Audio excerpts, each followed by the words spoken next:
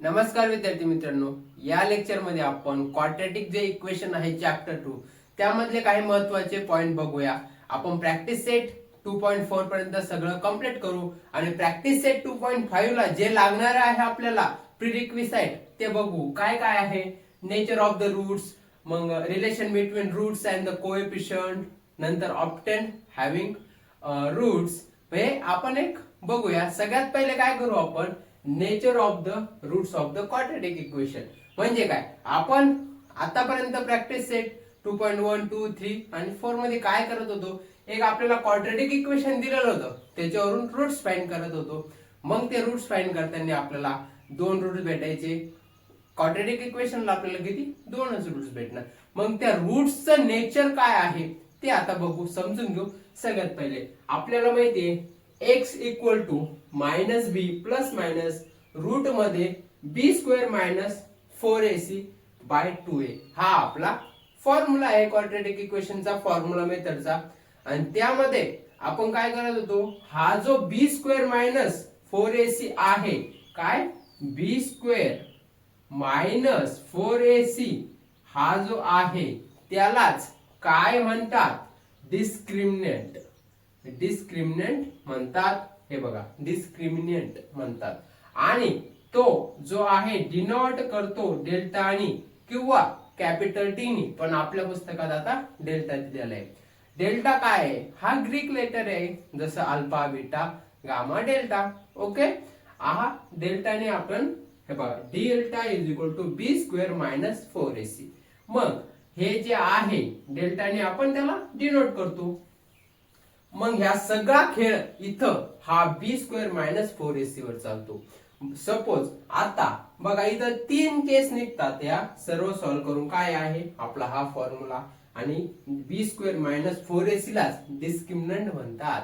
हे आपण आतापर्यंत बघितलं नव्हतं आणि त्याला डिनोट करतं डेल्टाने। ओके, चला मग आता मला सांगा, आपण जेव्हा कधी डेल्टा म्हणजेच बी स्क्वेअर मायनस 4ac हे आपल्याला काढत होतो 2.4 मध्ये, तिथं काही व्हॅल्यू येत होत्या 73 येत होतं, कधी काय येत होतं 0 येत होतं, कधी काय येत होतं -16 अशा व्हॅल्यू येत होत्या, है ना। ओके, जेव्हा कधी मग बघा बी स्क्वेअर मायनस 4ac म्हणजेच डेल्टाची व्हॅल्यू 0 च्या बरोबर असन, काय डेल्टा इक्वल टू 0 असन, तर ते रूट्स जे आहे रूट्स भेटणार कोणते आपल्याला, रियल रियल अँड इक्वल, म्हणजे ते रूट्स रियल असणार आणि इक्वल असणार।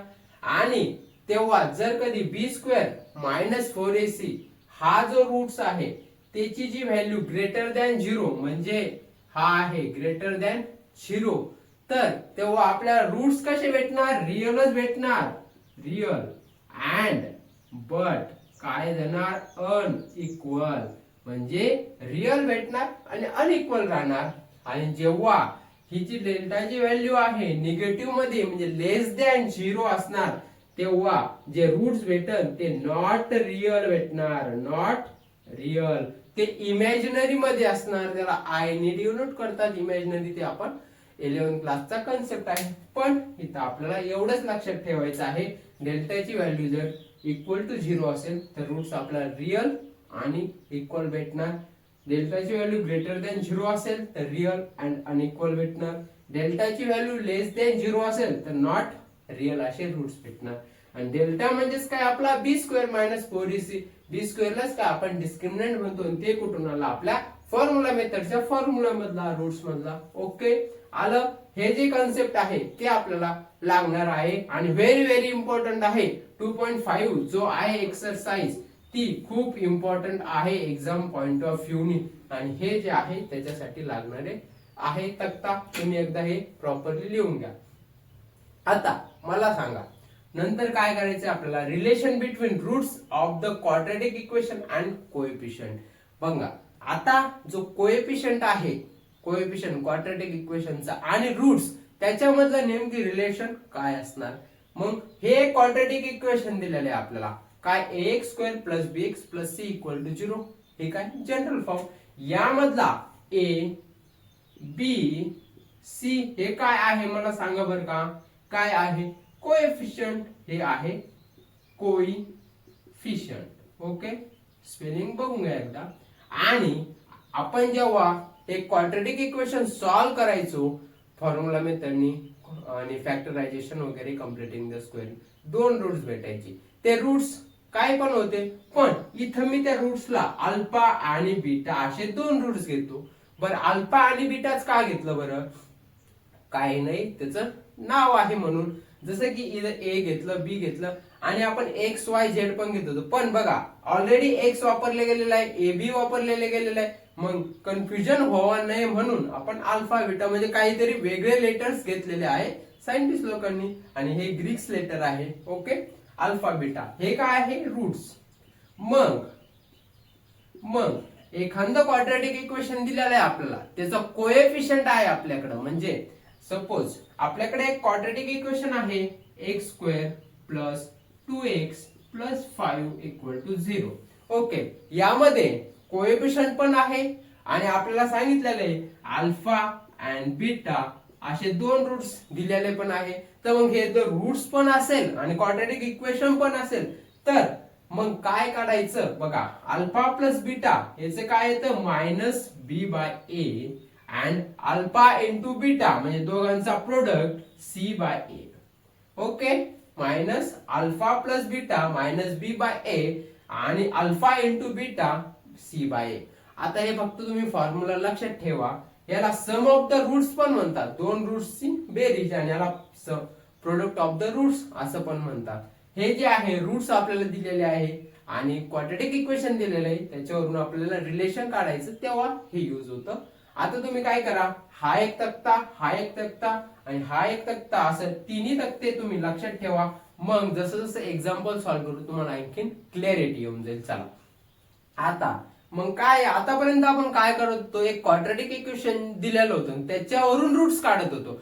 पण इथं काय म्हणत आहे, क्वाड्रॅटिक इक्वेशन आहे पण त्याचे रूट्स दिलेले आपल्याला, उलट रूट्स दिलेले आणि त्याच्यावरून आपल्याला क्वाड्रॅटिक इक्वेशन तयार करायचे.